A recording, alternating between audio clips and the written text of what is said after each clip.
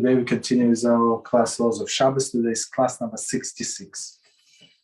All right, so we start with Sefer Chofetz Chaim, and we're on page 190. Okay, so it's the topic is possible harm. Unlike other cases of constructive purpose, the protecting someone from possible harm is permissible, and even when no first-hand information is available. So basically, one of the conditions, as we said before, to allow somebody to speak lashon hara, I mean negative, something negative, is when it's for when you actually were with the witness of what happened. But here we say, since there is a danger to somebody, right? So you're allowed to speak even if you're not the first-hand witness. Okay. If one happens to hear that one Jew is plotting to harm another, it is permissible to advise the potential victim to beware of the suspected plotter.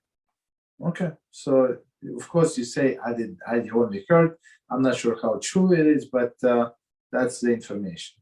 In such a case where the suspicions are based on a hearsay, the information must not be presented as fact. So, okay, so you said, I did not hear myself, but that's what I was told. Right?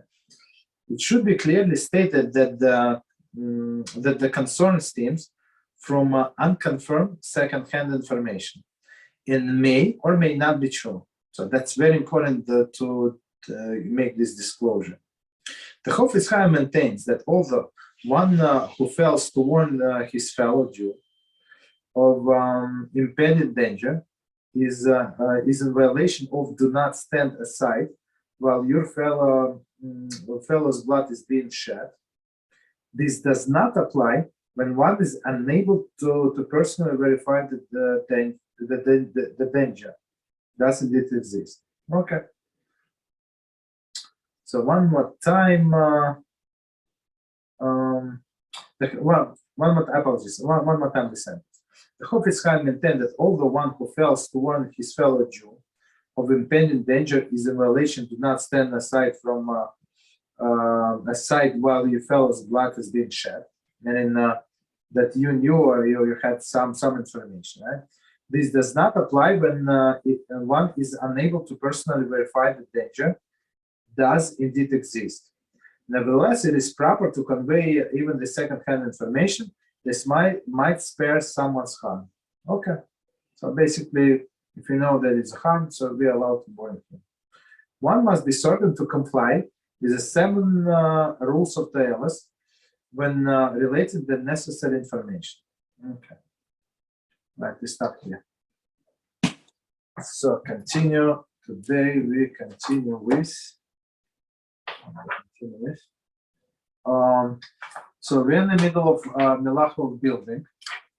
Okay, and so let me go a little back. There was a list that we said. Okay, so the list is improve. So all these building components. So we said improving the ground. A, improving the ground. B, building the structure. C, repairing or adding to the structure. And now we're going to go to D, assembling movable utensils. Okay. So I think that this is would be more practical for us. I think. Okay. More common, I would say, on Shabbos. So assembling movable utensil. Number 1, large utensils. Large utensils, although technically movable, because of their great size, halakhically are regarded as small buildings. Okay. Therefore, actually, so large utensils, because they are very heavy, they consider to be small buildings. So what does it mean?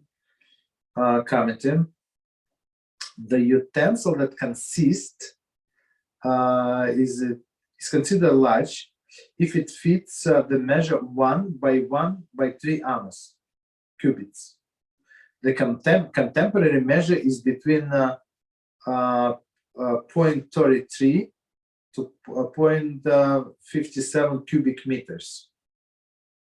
So okay, so let's so in meters we said, so in feet, so 1 amo is it's a little less than 2 feet approximately. There are different opinions, so let's say, let's round up, right? So let's say 2 feet. So it's 2 by 2 by 3 feet.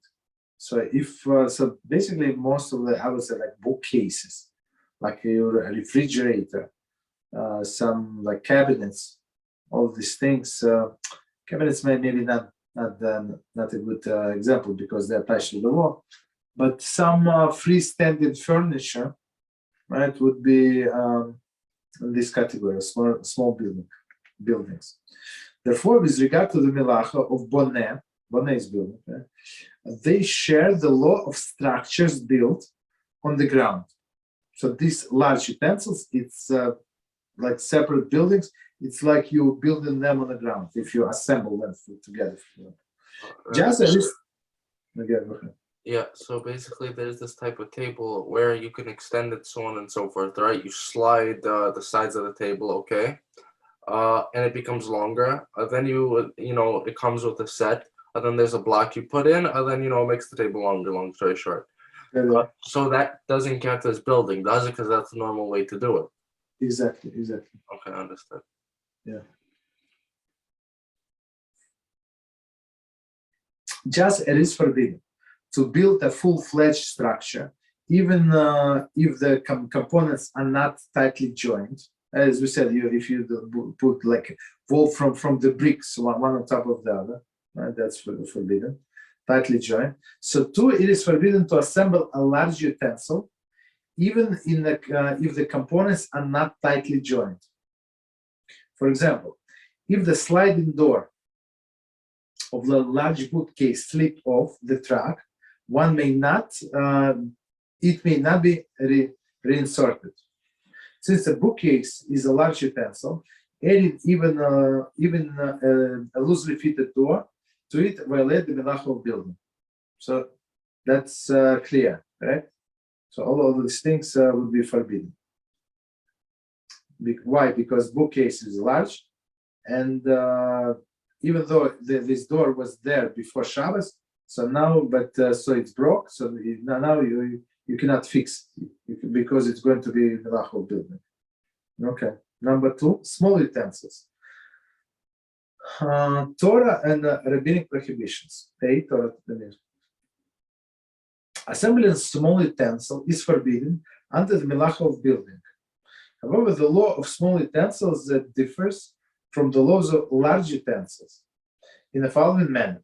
One is biblically forbidden to assemble large utensils, even if the parts are not tightly joined. So large utensils cannot be like tightly joined or not tightly joined, right? The biblical prohibition against assembling small utensils, however, applies only if the parts are tightly joined. So like you tight with the screws, right? Or with a thread, like whatever is it, right? Accordingly, one who inserts a tightly fitting broomstick into the broom, or tightly fitting table leg into the tabletop, has violated the Torah prohibition. One who simply inserts the broomstick or a table leg loosely has not violated a Torah prohibition. So, I mean, it's, of course, as we understand it, it would be forbidden by the rabbinic law, but it's not Torah prohibition. So, small utensils only tightly joined is Torah prohibition. Loosely joined is a rabbinic prohibition. Okay, continue. However, by rabbinic law, one is forbidden to join the parts of the small utensils, even in a loose manner. So this broomstick, right, you cannot screw this this pole into broom itself. So one more time. However, by rabbinic law, one is forbidden to join parts of the small utensil even in a loose manner. The sages feared that one engaged in loosely joining the parts of the utensil might inadvertently come to join them tightly, which would violate the melacha of building. They therefore enacted a prohibition against assembling small utensils, even if the parts are not tightly joined. It emerges that one who loosely inserted broomstick into the broom or a table leg into the table has violated the Shabbat law. So I mean, I think it's very clear. Let me know if it's not. So all of these things are not. But of course, we're going to go into the practical application, and I mean, it's not that simple. There are different, like there are some exceptions, but basically, even though like small utensils loosely connect, it's a rabbinic prohibition. The connect is a biblical prohibition. Okay, hi Or, how are you? All right, question, go ahead. Yeah. So let's say a lot. I think I saw like this, or definitely there is where there's spoons, right? Okay. What is what? Spoons? Spoons. There's spoons. Okay. Wait. And plastic spoons where let's say this is the part of the spoon. Okay, it's like that. This connects to the end of the spoon. Then the part where you hold, it's connected like this. Okay, so they're clipped together. No, that's how it is from the beginning. I mean, it's folded. You have to unfold it, no? Could be correct, but I'm saying like this. I'm saying that if it comes off, right? If it comes off and you clip it back on, does that count as a durabanan? Yes. No. It's tight. It's tight. It would be biblical. Mm-hmm. So we don't say that's the usual way to put it back in, and it was intended for that purpose. So if it was that's why what I asked you, if it was like a foldable, that's what I remember they give you the soup when you buy this instant soup, probably this, right? So they give you a spoon and you just unfold it and click that there is no problem because that's how it was designed. But when it's two separate parts, it's like you put them together. Understood. Okay, so continue. So we continue with melacha of building, and we're on a small utensils. So basically, just quickly. So we said that small utensils, and you're not allowed to assemble. And the example was broom. To put a broom like this pole into the broomstick would not be allowed. Okay.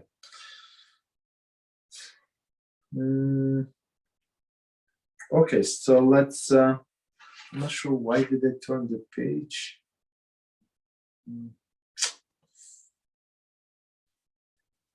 Okay, so let's. I apologize. Okay, so one more time. Small utensils, Torah and rabbinic prohibition. Assembling small utensils is forbidden under the melacha of building. Okay, we said that. However, the law for small utensils differs from the laws of large utensils in the following manner. One is biblically forbidden to assemble large utensils, even if the parts are not tightly joined. So, on biblical level. The biblical prohibition against assembling small utensils, however, applies only if the parts are tightly joined. So, I mean, let's put it this way: it's forbidden in any way, but on what decree, basically. Accordingly, one who inserts tightly fitting broomstick into the broom or a tightly fitting table leg onto the tabletop has violated Torah prohibition. So because it's tight, even though it's a small utensil. One who simply inserts a broomstick or table leg loosely has not violated the Torah prohibition. However, by rabbinic law, one is forbidden to join parts of the small utensil even loosely. Okay, even loosely. even in a loose manner, to say. So I wanted to ask, let's say, I don't know, I have a table, right? One of the legs of the table fell, and I decide, let's say, to put a broomstick in there, hold it up for, I don't know, 5-10 minutes, whatever it's going to be, okay? So my question is, number one, maybe that counts as the unusual manner of building. Maybe it counts as the normal way of building. No. It's you cannot do that. You can, you see the time where the time span is irrelevant. So even for 1 second, you cannot build basically. But it doesn't count as an unusual way of building since you. It is unusual, but now you see that now the table was not usable, and you did whatever you did, and now it became usable. That's the thing. Mm-hmm. So I'm still going to be over what's it called, Chayav Skila, not just the Rabbanim. It's a good question. I think it's a Rabbanim.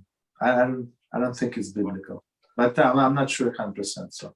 Mm-hmm. And secondly, let's say I have a car. I'm already doing in favor of touching my car on Shabbos, okay?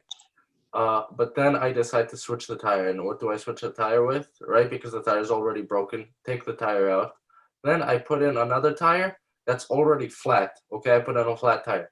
Does that count as building or no? Because the rim is perfect. I mean, it's like whether it's usable or not usable is irrelevant. Like what is relevant that you attach something. That's the thing. Mm-hmm.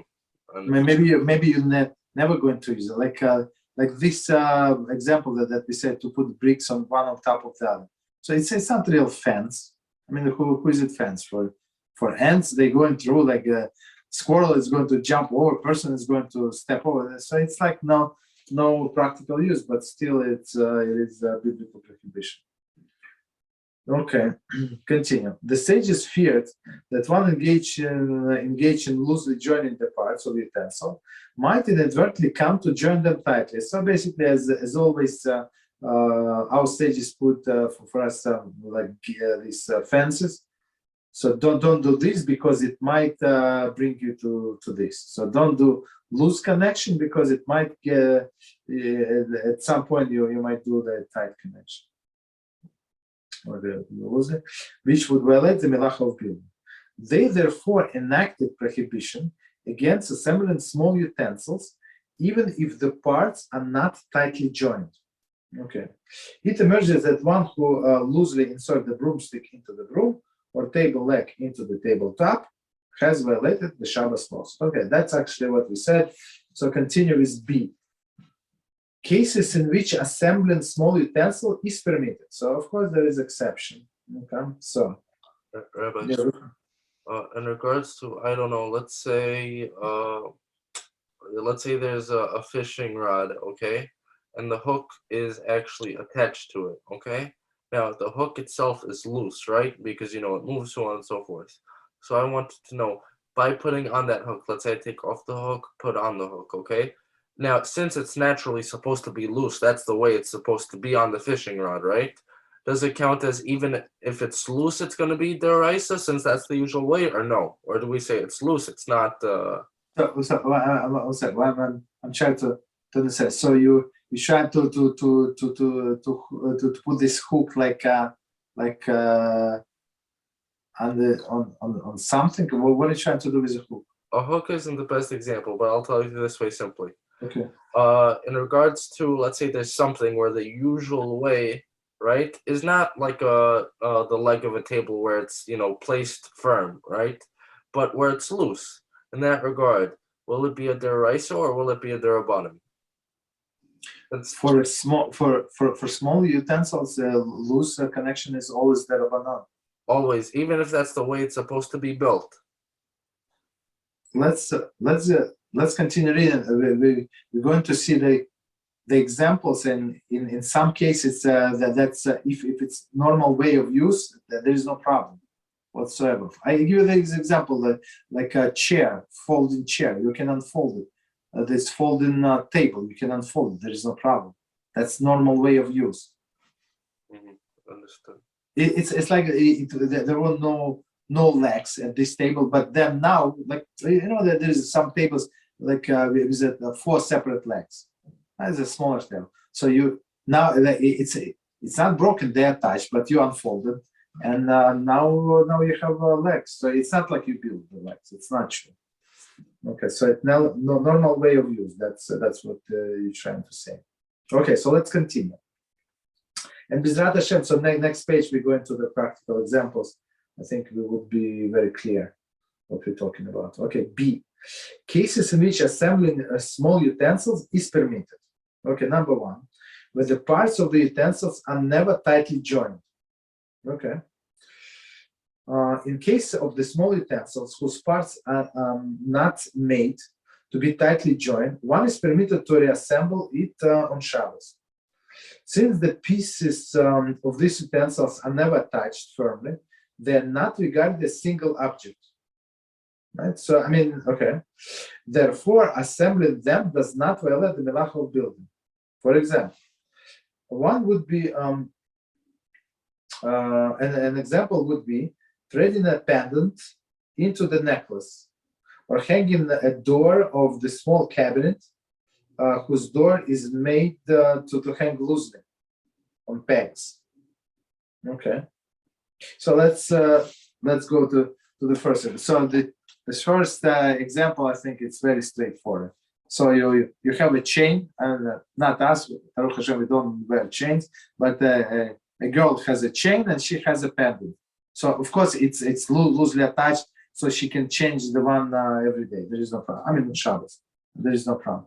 So next example, they say small cabinet, right? Small cabinet, and it has a door. So this door is on a pegs. I would say the same would be if it's on the rails, right? So it's on the rails. It's like suspended in the air, so it's not like it is firmly attached. Right. So if I had a yo-yo and I replaced its string, right, that would be okay. But the string is tied to the yo-yo inside. I see what you're saying, but it's not considered loose at all. I don't think so. Because it is attached. So here in this pendant, the example, it's loose. So it's two separate objects. Mm-hmm. You understand? Or even the door. So door like this sliding door of the small cabinet. So cabinets it's stationary, but the door goes back and forth like left and right. Oh, got it. So that would be like, I think, a better example. Mm-hmm. So I want to ask one more example. Let's say I have a basketball hoop, right, and I put a net on it. It would be okay since the net is dangling. So No. It's dangling. You're right, but it's firmly attached. It's not going to disconnect by itself. Oh, so but why do we say the necklace is gonna not attach by itself? It's going to crumble by itself. No. But if you unhook or whatever the necklace and put it like upside down, it's going to fall off. Mm-hmm. But this basketball net is not going to fall off so easily. Understood. Okay, so let's continue. So we did these examples. Even in this case, one is permitted only to reassemble utensil that was disassembled. One is not permitted, however, to assemble loose-fitting utensil for the first time on Shabbos. For this would violate melacha makach bepatish. Okay, so exactly the same. Okay, so all of these that allow, all of these provisions that allow us to combine this even loosely connected utensils, only when it was like this before Shabbos. You understand? So only if this door were in this small cabinet on Shabbos and then fell off, somebody bump into it, okay, it fell off, so you can put it back. But if not, if it was not there before Shabbos, you're not allowed. So what is the problem? As we said before, today I don't remember what is what example. It's a completion of the utensil. So a completion is a making the patish is never allowed. Understand? So what's it called? I have two scenarios for you. I want to know which one falls into that malacha. So one scenario is where I placed it, the doorknob or whatever was already placed, okay? And it fell off before Shabbos, okay? And so, but Shabbos came and I put it on Shabbos. That's the first scenario. The second scenario is where it fell off, on Shabbos, and I put it back on Shabbos. Now, the second situation for sure isn't, isn't this malacha, right? Because it was connected beforehand, so on and so forth. But the first situation, where it was off before Shabbos, right? Okay. Does that count as placing it on for the first time? Yes. So not for the first time in general. Got it. No, not for the first time in the duration of Shabbos. That's Shabbos, like when Shabbos starts, that the calculation starts. Got it. But it would, you see, in example that you gave, since this doorknob attached to the door and door attached to the building, so it's never allowed, even lose connection basically. But I mean, we got your point that doesn't matter. I mean, whether it was on Shabbos, before Shabbos. I mean, is it going to be muktzah?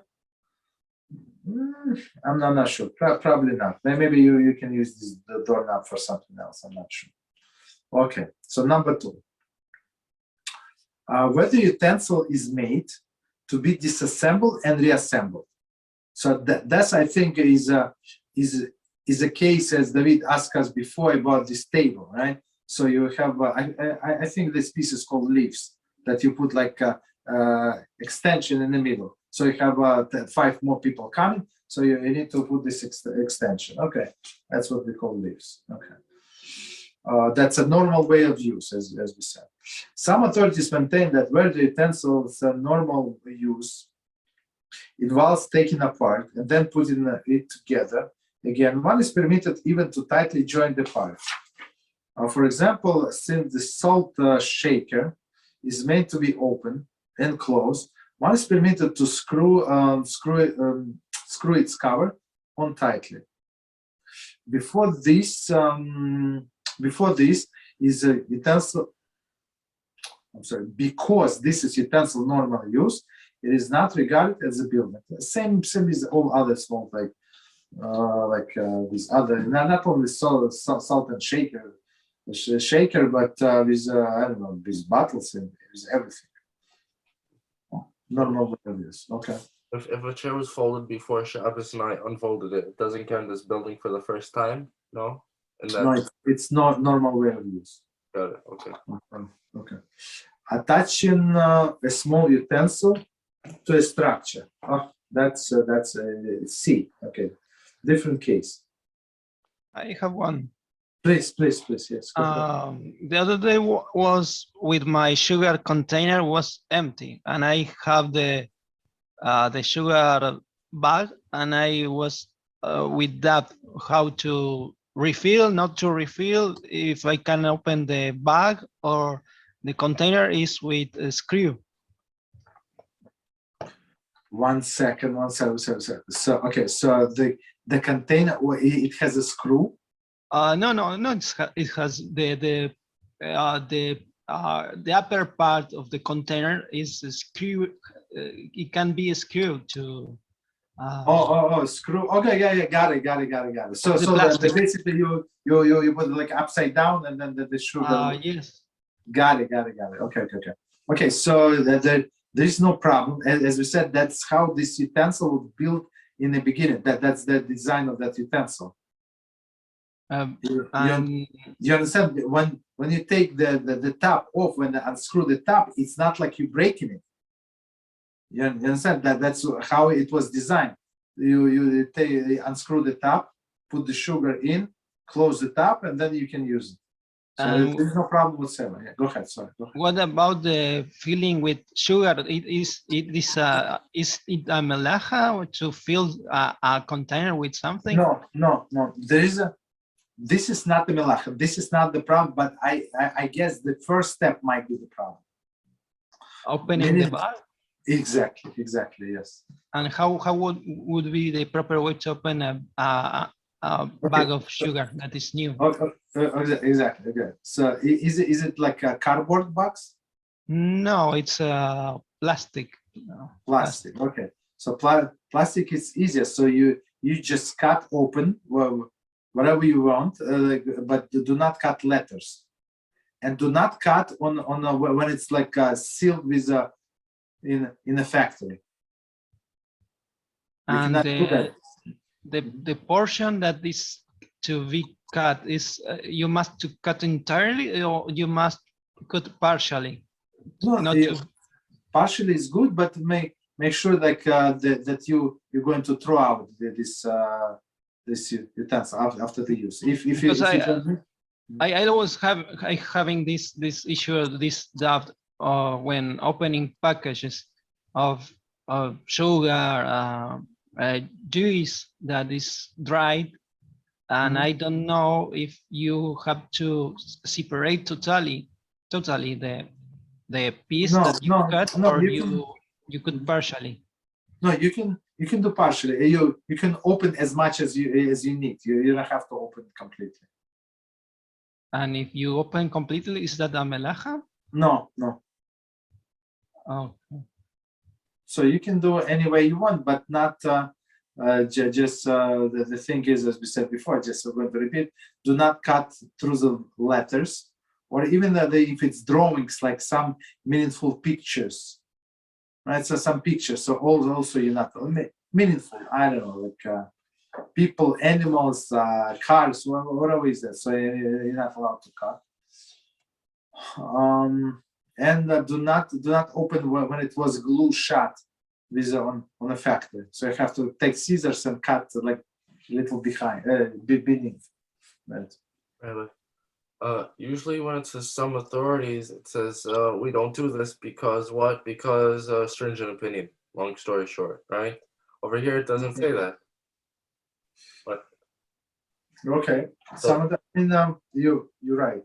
So what I said, that's what we always do. I mean, if they would go by strict opinion, it would be too much to handle. You understand? But these things, it's not like when for example, Israel wants to add sugar to this thing. I mean, he's not going to, like, don't basically, they say in the Torah, up to here. So don't overdo. Like in a place where I go and there's a masks.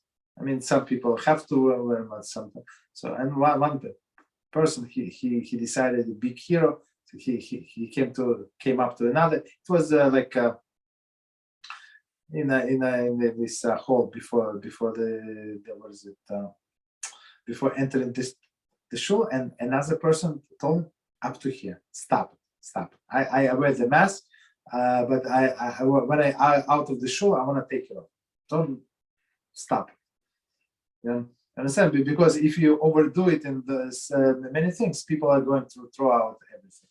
So we don't do that. Okay. So up to here. Okay.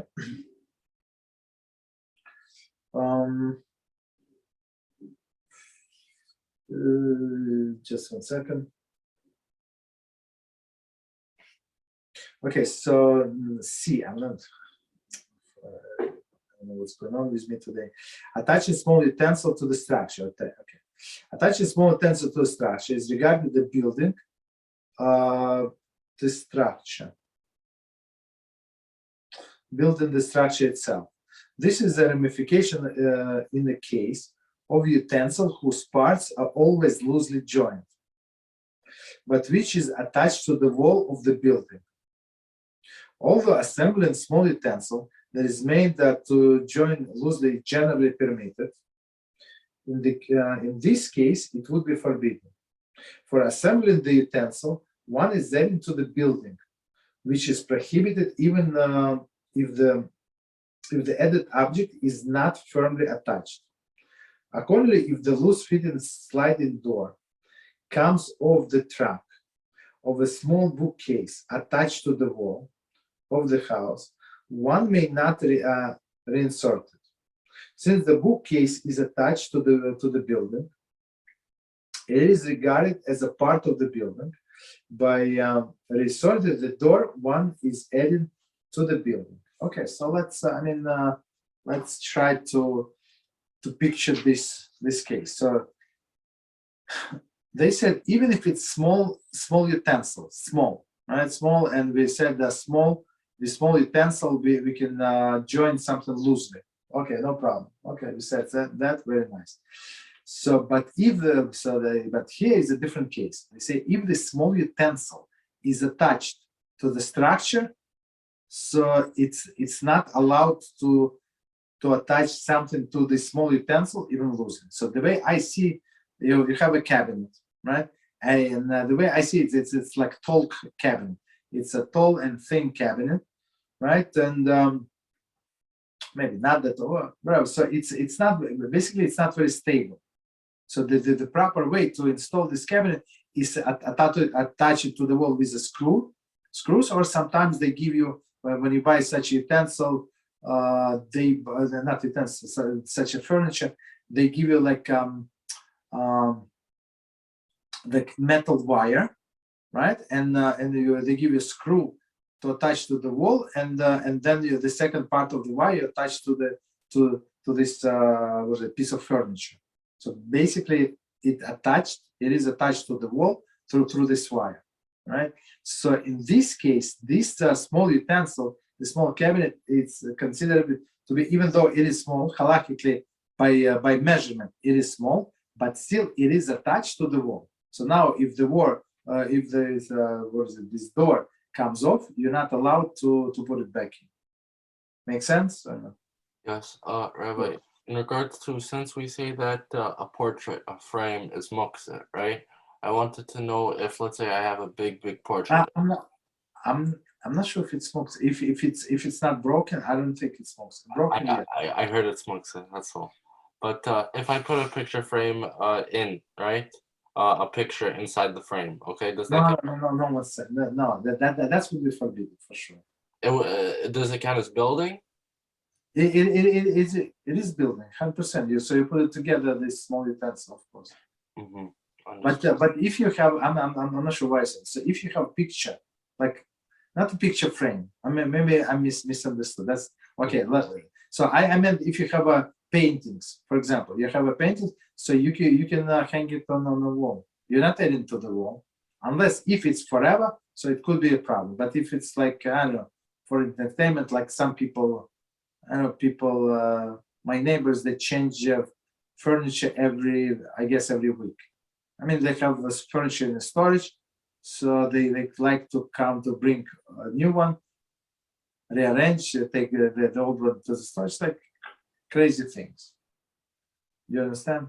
So if in this case she would hang this new picture, like on Shabbat, they brought new furniture on Friday, and she forgot to hang this new picture. So I think she would be able to, because it's temporary, it's not permanent. It's not going to be permanent attached to the wall. Okay. Continue.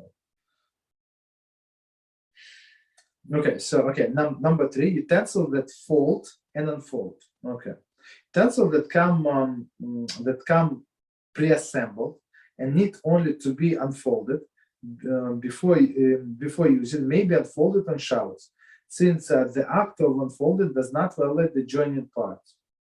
That does not involve joining parts.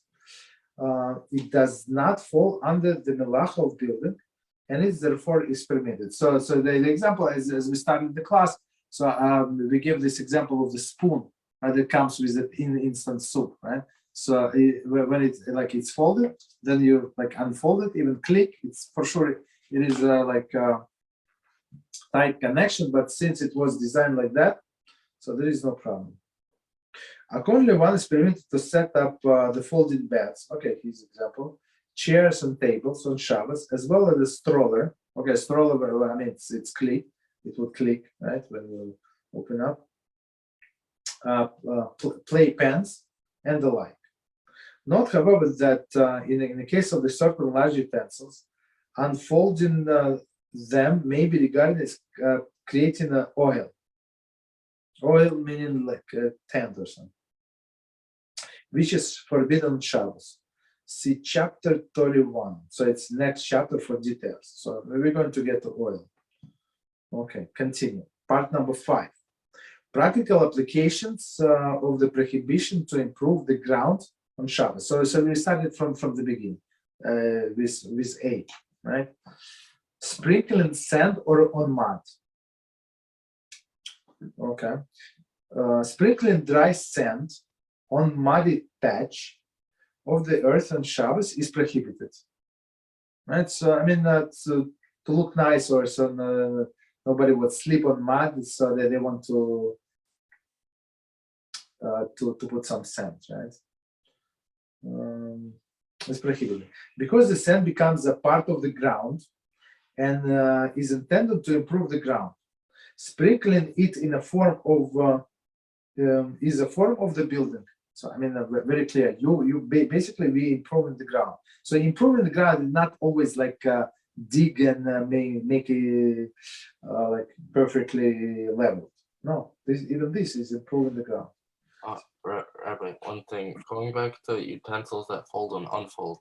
Yes. We're saying that, let's say it came folded, right? So before we had to say that what's it called? If it broke before Shabbos, right, counts as creating a new thing on Shabbos, right, for the first time, okay?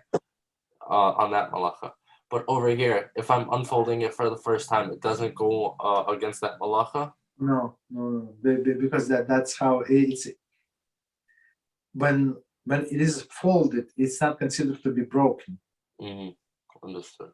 But if for example, if it was like the leg of this the table snapped, right, from this usual socket, you cannot fix it.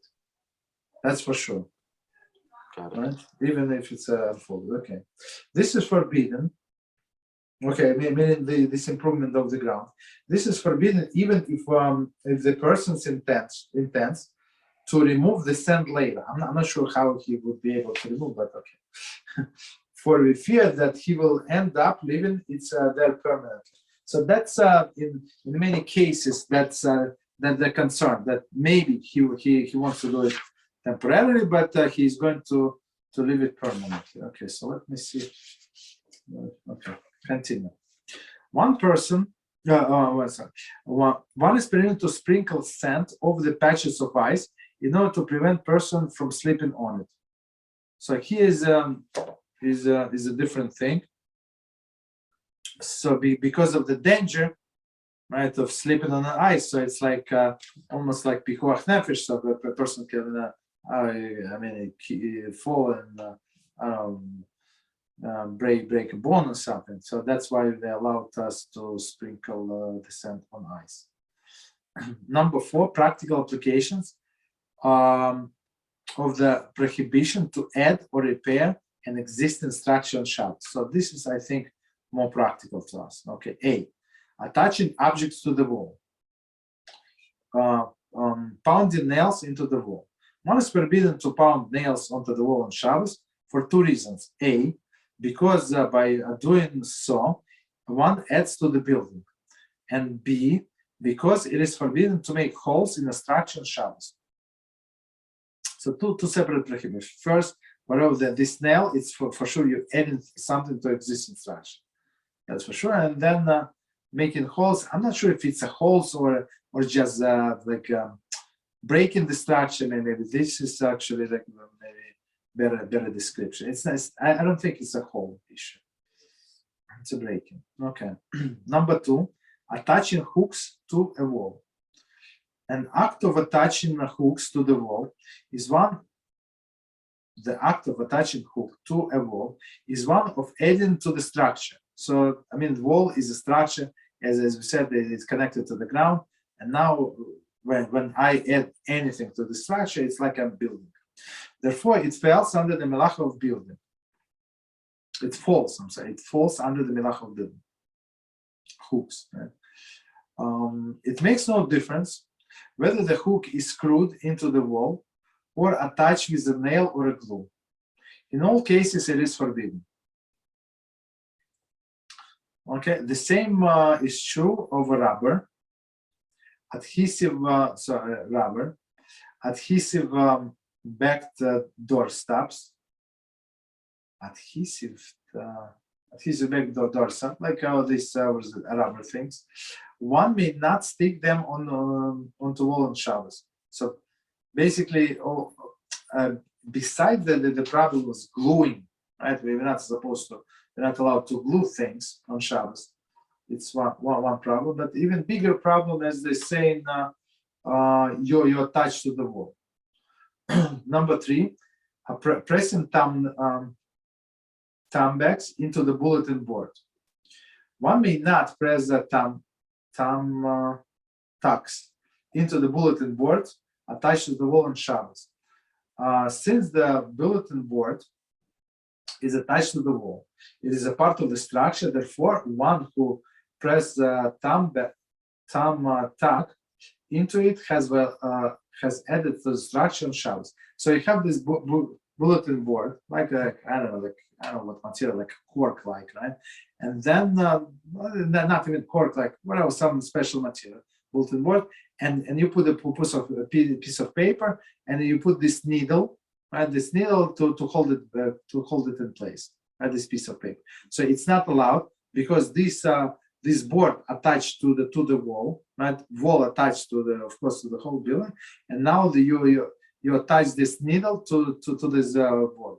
So it's 100% not allowed. Number 4, replacing the rod of the shower curtain. It is forbidden to attach the rod of the shower curtain to wall on Shabbos, for by doing so adds to the structure.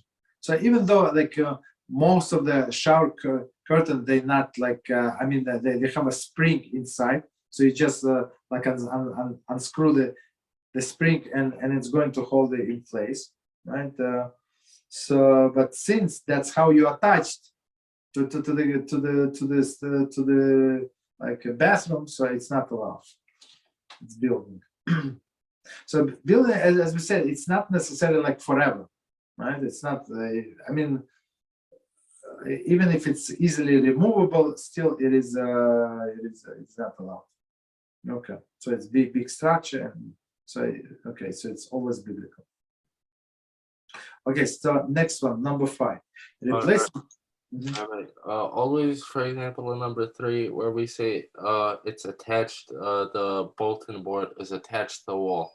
Yes. Do we mean that's simply putting a nail, right? Other than putting the bulletin board on the nail, that would count as attached to the wall, or no? No. The bulletin board is attached to the wall, and now you want to put some note, right? So you want to put a piece of paper, and you have to take this thumbtack. So thumbtack, it's like a needle, needle with this plastic head. So you attach this needle to the board that is attached to the wall. That's the issue. I agree with you. I'm asking when the bulletin board is counted as attached to the wall. When it hangs on the screws, on the nails.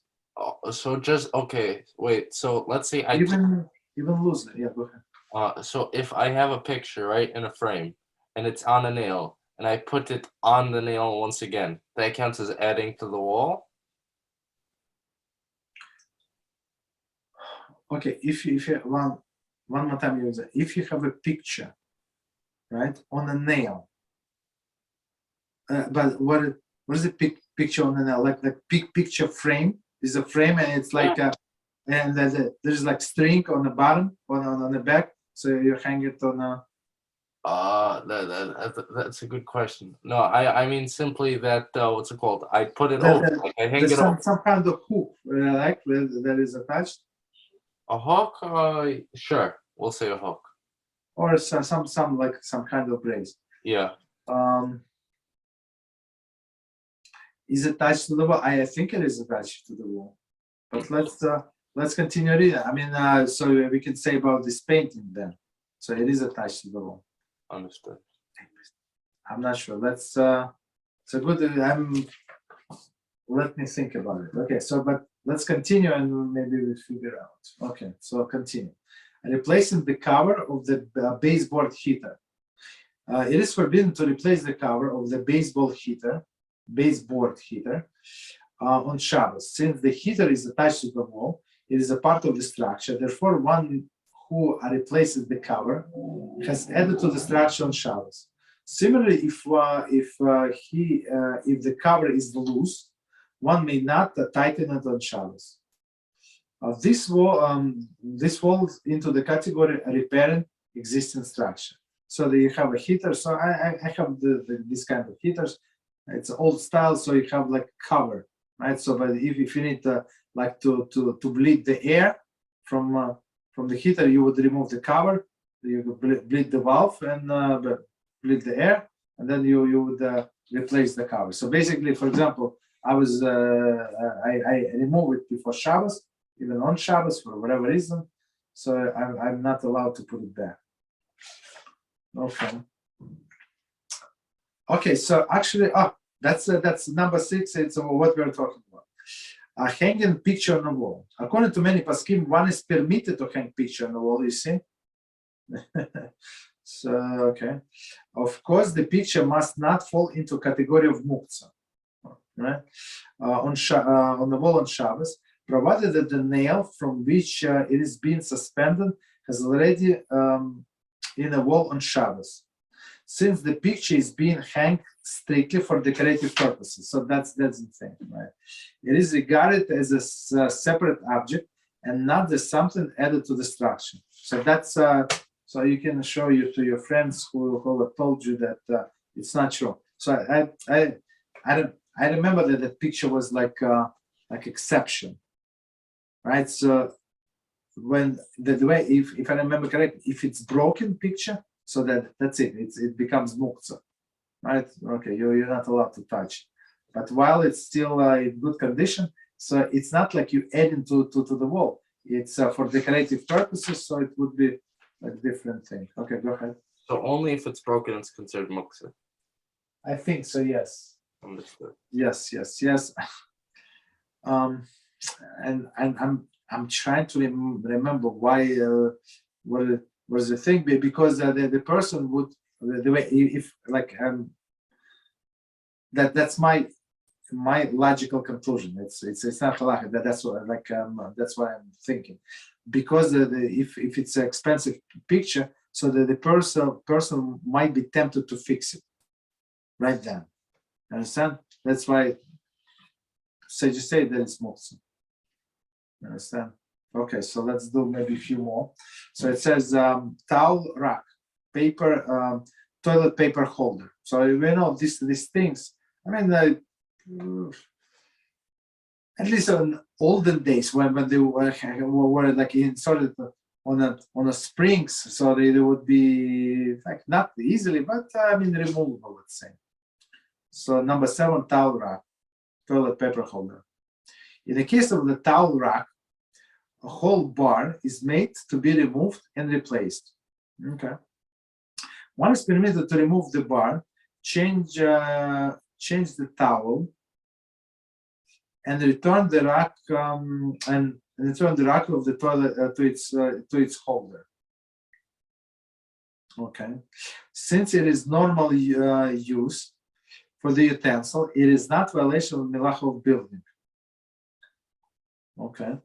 The same holds true with regard to the toilet paper holder. One is permitted to remove and replace the bar in order to change the toilet paper. Okay, so the way I understand that what they're talking about, this towel rack. So towel rack in olden days, I think, before this disposable paper towel, it would be in like in many public places, it would be like this long towel on a rack. So basically, for example, you're in a restaurant, so you wash your hands, you wipe them on a towel, and then you like pull it down. So, and from time to time you have to like replace this towel when it's too wet, so you have to replace with new. So I guess that's they're talking about. But otherwise, it does not make sense. This towel, I mean, you don't need to take off the towel, the rag to take off the towel. It does not make sense. And same with toilet paper holder. Of course, we said about this that it's muktzah. I mean, the toilet paper we're not allowed to tear off unless it's extraordinary circumstances. But it's only like hypothetical example. Okay, next one, 8. The child safety gates. The child safety gates that fit into the truck attached to the wall are made to be removed and replaced. Therefore, the insertion is not included in the melacha of building. Accordingly, one is permitted to insert the gates into their trucks on Shabbos. So I think it's a good example. So this child gates. So you don't want your child to go climb down the ladder, for example, not ladder, the stairs. Right? So you put the gate so to prevent him from going up and down. So you can always, like, for example, you remove them, put them on the first floor, this floor, that floor. So now you want to put it back on these tracks on what is it, on Shabbos in front of the stairs. So there is no problem because that's how it was designed to be moved. Okay. So we're going to stop here and we'll go to questions if you have any. Okay. So as I said, it's a very long melacha. It's maybe next time, maybe in a few more lectures. Go ahead. Yeah. So what's it called? In regards to, I think I heard someone say over from the Mishnah Berurah that let's say you have a doubt as into why you don't make a bracha, right? You have a doubt. Make the bracha, don't make the bracha, so on and so forth. You don't make it. Why? And the reason that they gave was because with the Rabbanan we go leniently, right? If there's a doubt, you go leniently. Okay. Now, the reason that I always thought, and I want to know if this is still right or if it's wrong, is that no, you don't make it. Why? Because if you do make the bracha, it's going to be a bracha, it's going to be a deraisa. You're going to be, doing a deraisa. But no, the Mishnah Berurah says. One second, I just want to finish the verse. So the deraisa, what is it that David means by the deraisa? He's right. Deraisa meaning the taking Hashem's name in vain. Deraisa. Okay, go ahead. But the Mishnah Berurah says, a reason that's it's going to be much more lenient. Why? Because let's say, I don't know, halal, for example, right? Because halal has a lot of psukim, so on and so forth. If I'm not sure if I said psukim in halal, right? And we had my reason that it's what's called a deraisa, right? With halal, I should go back and say halal again. Why? It's not a deraisa. I'm just saying more psukim. Okay, go ahead, go say more psukim. But, okay, without blessing. Okay, go ahead. Exactly. But with the Mishnah Berurah's reason, it's like, okay, there's this doubt, doesn't matter, say Hashem's name in vain, doesn't say, just it's psukim, even though it's just psukim, you still go, from my understanding of it. So. No, I didn't get, could you, I didn't get your conclusion about Shabbos according to Mishnah Berurah, about halal according to Mishnah Berurah. Could you repeat? According to where we say that the Mishnah Berurah says the reason is because it's rabbinical and we go lenient, yes. Rabbinical when there's a doubt, correct? Yeah. Versus my reason. But I mean, I think you skip the most important details. Okay, so let's take this issue from the beginning. So okay, so for example, somebody ate something, right? Or no, okay, different example. So he's eating apple, started eating apple, and then he realized I probably didn't say the blessing on the apple. I mean, it's my second bite, and I don't remember. So most likely he did not say. But since it is a doubt, so Mishnah Berurah say and Shulchan Aruch said, don't say because maybe you did, maybe you were absent-mindedly, maybe you said. So, but our sages say you're not allowed to continue eating. So you cannot say the different blessing on one hand. On another hand, you're not allowed to continue eating. Maybe you did not say. So you always have to find solution, and solution would be to say blessing on something else with the same blessing category, and make and keep in mind, I want to include this apple, right? One solution. Another solution. So you're not allowed to continue eating apple. You're not allowed to say blessing. You're not allowed to continue eating apple. So another solution: make a break, make a like interruption in your blessing. Let's say but if you go outside, like for a few seconds, then you come into the house. So for sure that blessing, whatever we said before, is not valid. So now you have to make another blessing on your apple, and that's it. So there is solution. You understand? So that's general approach. But go ahead, please. So the question, long story short, is why does the Mishnah Berurah say the reason is because it's a durabanan, right? And not because of the reason that if you do say it, it's a deraisa. You see my problem? Yes. Okay. So let me explain this part. So what David is saying. Let me explain. So we're going to back to our apple. So he does not remember. So if he would, so basically the blessing on the food is rabbinical mitzvah, for sure. It's rabbinical mitzvah, right? It's one of the seven rabbinical mitzvahs to say that the blessing on all of the things that we derive pleasure. Okay. On one hand, it's a rabbinical mitzvah. On another hand, if you say the name of HaShem in vain that our sages did not prescribe, so what does it mean? So you did a biblical prohibition. So in order not to do rabbinical prohibition, they say do not do this rabbinical mitzvah. You understand? So, but it's only in case of the doubt. So if you don't have doubt, of course we say the blessing. You understand? So for example, you think, did I say the blessing? Did not say the blessing? And then you remember that you were thinking about something else. For sure, I did not say the blessing. I don't know, for sure. For somehow you know that you did not say that. Then in this case, you're obligated to say the blessing. Mm-hmm. So by doing let's say the bracha again, let's say there's a bracha, right? By saying it again, there's no saying Hashem's name in vain and so on and so forth, right? Let's say, why? I didn't get your example. One more time. Because you said we do say it again. In what case do you say we do say it again?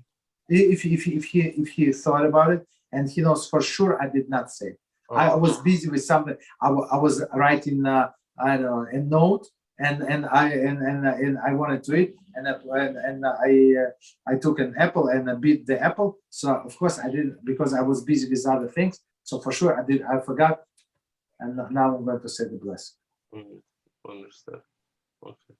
So but if you're not sure, exactly, you're at 10%. So when biblical sin versus rabbinical mitzvah, so we're trying to go the safe way. But as we said, I give you two simple solutions to the case. One case, if you have something else, make blessing on that.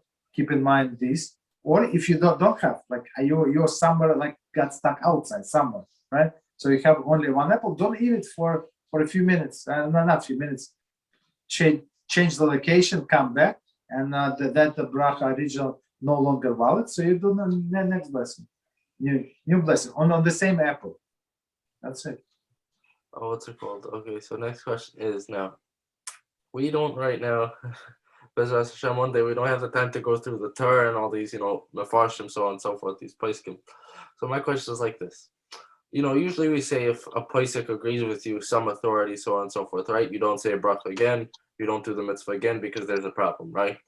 Okay, so my question is, now, usually let's say you did something wrong, right? You went out of your location, you did something, okay? Now, what's the chances? There's a good chance that at least one Paisik agrees with you, no? So maybe you shouldn't say the bracha again, even if you know, okay, most Paiskim say no, so on and so forth. And you think all the Paiskim say no. But you still think, okay, I didn't look, maybe there's one Paisik, there's a big base medrash, I didn't look at him. So why do we say the bracha at that point? Maybe he's wrong, and we have a halacha to follow the majority, not minority. So I mean, he has his own opinion. Many times when I look, I didn't look many times. I'll take it back, but few times that the people ask me to look at some opinion, he was talking about totally different, unrelated thing. So they search. I don't know how they search. There is a keyword, and it was exactly the same keywords. This keyword and the word yes, but between them it's like totally opposite. You know, so we have a halacha, follow majority. Majority in a big Torah scholars we follow. Some shmendrik he can say whatever he wants. It's people want to be original. For me, I'm learning with someone Igros Moshe for several years now, like 3 years or 4 years, right? Almost every day, right? And some people ask Reb Moshe the questions like, and I would say like it's clear in Shulchan Aruch, cannot be more clear, more explicit. And people ask his opinion. So first of all, like I have always the same reaction. You waste the time of a Gadol Hador. Like you have Shulchan Aruch. What else? You have Mishnah Berurah. Just leave the person alone. Let him learn Torah and answer like global questions that is not easily to be found in Shulchan Aruch. Like we learned last week how to look at the nails, right? When we do Havdalah, the sequence. Of course, he answered because he is polite, he's cordial, he's everything, and he gave all of the explanation, but all of the opinion. But I mean, the guy could have opened Shulchan Aruch and see how to do that. I'm not sure why the way it is. So same other people, they want to be original and they ask questions, even though it's clear, and they want to write response. So, okay. Well, what's it called? So you say majority. We follow the majority. Majority, yes. Yeah, but in that case, then why b'diavad do we follow the sum? We follow the sum. So if we follow the sum b'diavad, I should be able to follow this one pasuk by the sum. No. The proper way is, as we said, follow the majority. But after the fact, if he failed and he did not do this on a proper level, so after the fact we count he's getting the mitzvah. Because some authorities who said there is no harm. So it's not so after the fact in order for a person not to lose the mitzvah. So that's we always try to give somebody credit except for whatever they do. So basically this some credit. Do we still get it and don't have to do it even if there's one place? No, don't do it. Don't do it. Okay. So I give you this story and. What is the word that I'm looking for? One second.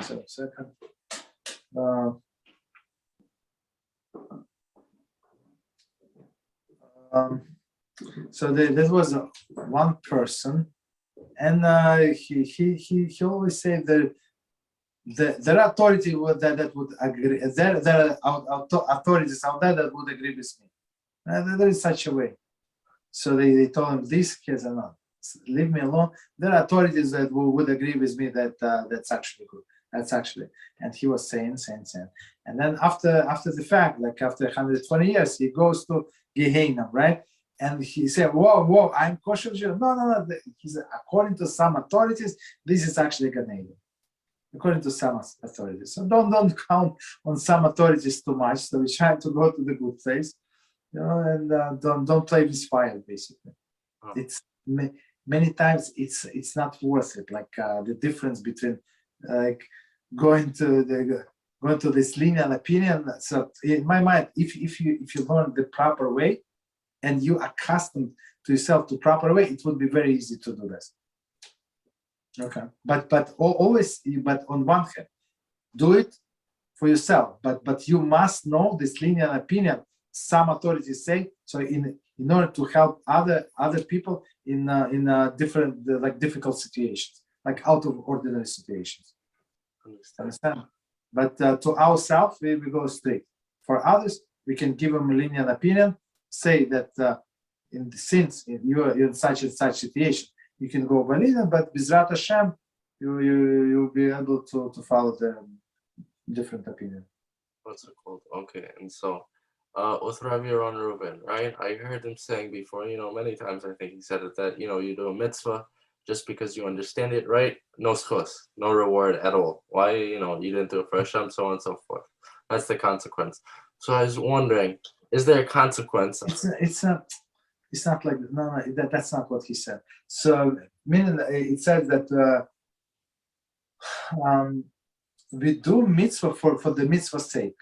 So we say lishma, right, for a mitzvah's sake, and shelo lishma, meaning not for a mitzvah's sake. Meaning because I don't want to get sick, I want to get married, I want to have this job, that job, I want to be recognizable. So basically, it's not for the mitzvah's sake, right? So that person get the reward. Of course, he gets reward. But it's much smaller, like technical reward. But if he does because Hashem said so, like that's a bigger reward. But our job said, Rambam says clearly, we have to, like on our level, we have to try to understand what this mitzvah is about on our level, right? Yeah. So when the Rambam says, when you do it off your own reasoning, I think you're like a fool and you get no schos. What type of people was he talking about, or he didn't say that? No, it's people. You're right. So people start creating things from their own thin mind. Yeah, understand. But if Rambam said, or our sages in the Talmud said, so this is the reason for the mitzvah. Okay, we're allowed to learn, and we must learn it. It's a part of the Torah. Like, of course, it's not the main reason. The main reason, one more time, because Hashem said so. I'm doing this because why? Just before this class, I have the last class before this, I have Pele Yoetz. So Pele Yoetz says clearly. So you have to be grateful for suffering as much as for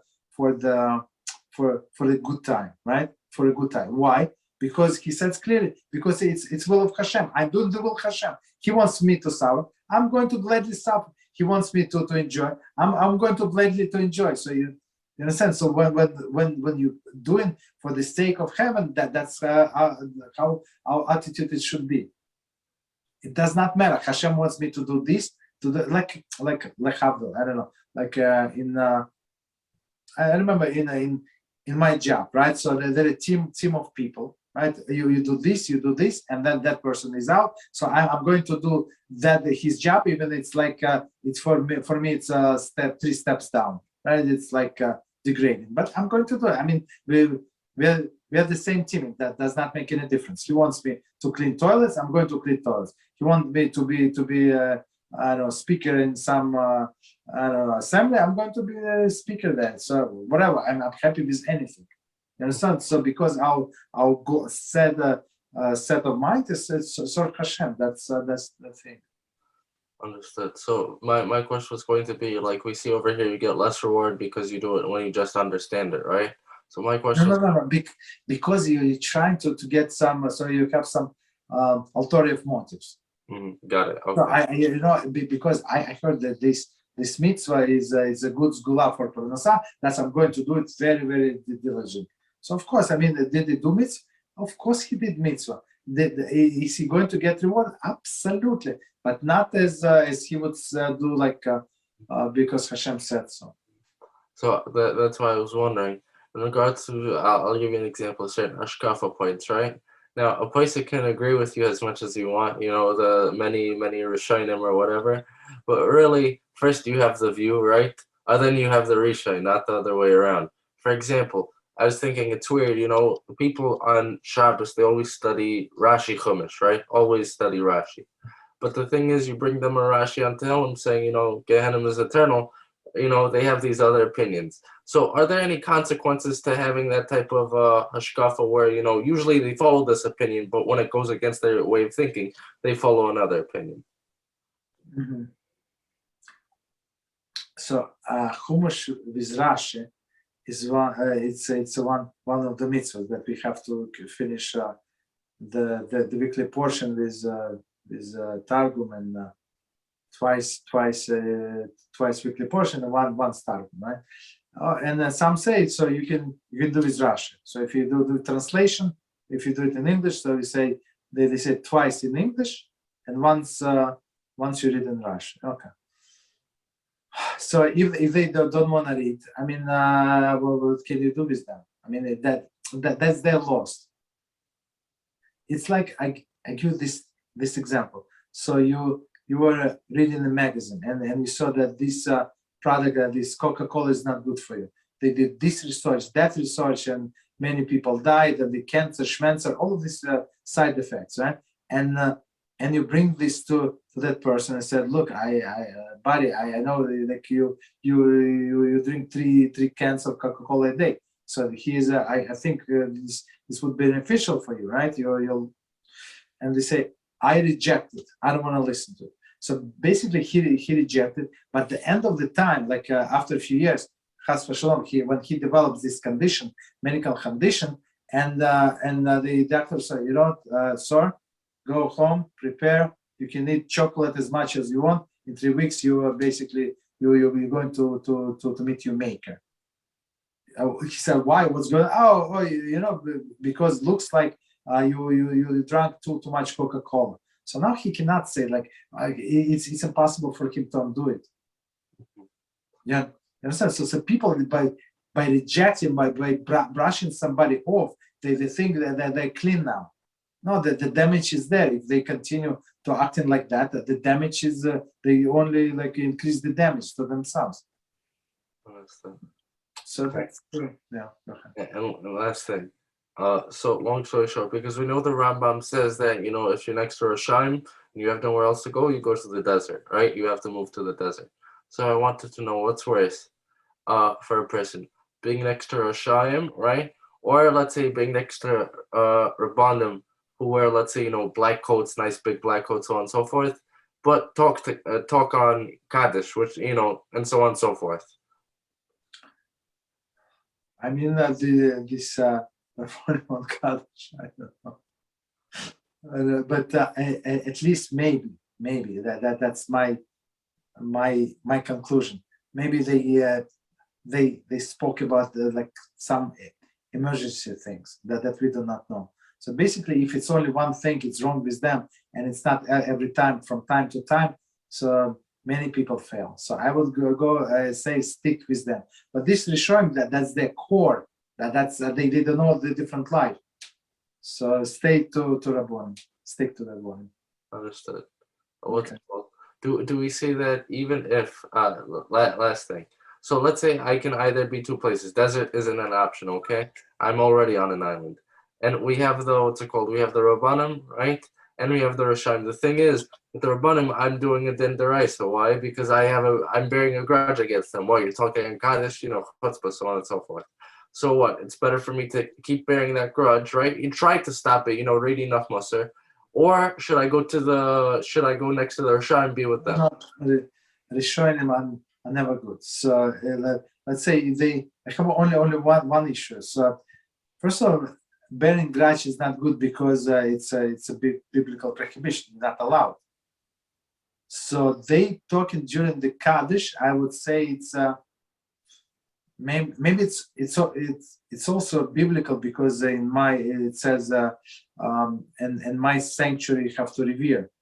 Right? It's one of the 613 commandments. Right? So, but in some instances, so maybe they were allowed to talk. Maybe they have to save the world. I don't know what they have to do. But those people, for sure, the core is so rotten. There's nothing can help. These people can do Teshuva for sure. If they rebuke, if you rebuke them, so that they might, or you or somebody else or whatever, you not rebuke the people like that. You ask politely, please, Rabbi, I saw you. Please teach me. Like like very nicely, like innocently. And then and sometimes they would give you explanation you would never, like in your 100 years you would not dream of the explanation. How you were wrong even suspecting that. Understood. Okay. Okay. Other, all right. Other people, all right. Israel. I have only one.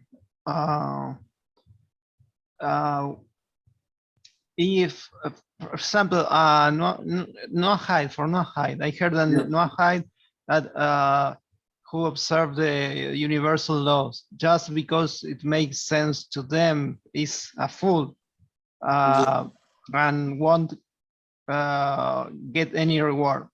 Does it mean he also will be punished and not sharing the word to come, or what? No, he's not going to get punished because as you said yourself. So let me quickly explain what I mean. Just reiterate the question what Israel asking. So that there is so Noahites obligated 7 Noahites laws plus all of the extra. I think it's 54, maybe more, like approximately, right? So the person was doing because it for him it was only like logical not to eat from a live animal. It's only logical for him to have to make a court system. It was only logical not to kill anybody, right? It was only logical for him to respect his parents and all other things and not to steal from anybody, right? So he thought that he's a moral person, right? So for being moral person and not doing or any things, so he's not getting any reward. So Rambam called them the biggest fool in the world, right? People like that. If he would just say, like, doing exactly the same thing, nothing, zero extra. If he say, I am doing that because Hashem said so, he's getting all of the rewards. Punishment, why would he get punished? Because I mean, as you said, he was keeping. So there is no punishment, but reward he did not get. And he was I don't remember how he called the most miserable person in the world, the most foolish person in the world, because you already did it. You understand? If you put different tag on your action, you're going to get endless rewards. But it still is going to the Olam Haba, this Noahide? I think so. He's going to be at the end of the day, the action was produced. You understand? At the end of the day, he did, but the reward, if he would do it for Hashem's sake, right? And just technical reward, it's not even comparable. And it's not like in an example that David asked us, right? So I mean, maybe when it's a majority is poskim, you have to work much harder. Here, it's not. There's no difference whatsoever. He just had to have the correct intention. That's it. Okay. Or you wanna any questions? No. Good. All right. It's not HaShem. All right, Israel, you good? Tell us. Yeah. Okay. So all right. So let's stop here. Baruch Hashem. Thank you very much. So until tomorrow. Thank you, Rabbi. Thank you. Same time. Good Take night. care. Good night. Same time.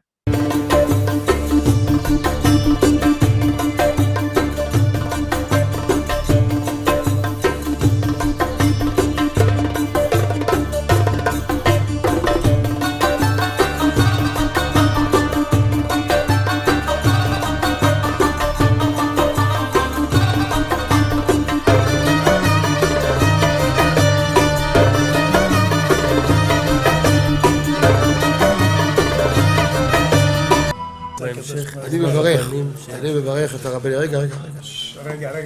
אני מברך את הרבנים, הרב ירון ראובן, הרב אפרים כחלון, ראשי ארגון בעזרת השם, שהלכו בפי עליון, שעלו מעלה, יהיה להם ברכה והצלחה, הקדוש ברוך הוא ימלא בישועות ליבם לטובה ולברכה, שבכל אשר יפנו ישכילו ויצליחו, יזכרו לעשות כאלה וכאלה, הודיעו תורה לאדירה, אמן ואמן.